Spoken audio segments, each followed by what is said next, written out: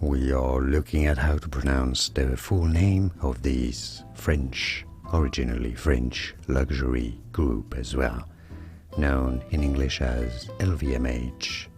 In French it is said as LVMH. So what does it stand for? LV is for Louis Vuitton. Louis Vuitton is how you say it in French. MH, M is for Moet, Moet, a brand of famous champagne. Yes, you do want to pronounce the T there, Moet. And then Hennessy. Hennessy in French, the H is silent, although this is a name of Irish origin, so you could say it as Hennessy, it'd be fine as well. Louis Vuitton, Moet, Hennessy is how you pronounce that, or in English, Louis Vuitton, Moet, Hennessy. And now you know. Like and subscribe if you found this video useful. More videos here on how to pronounce more interesting names that many get wrong. Thanks for watching.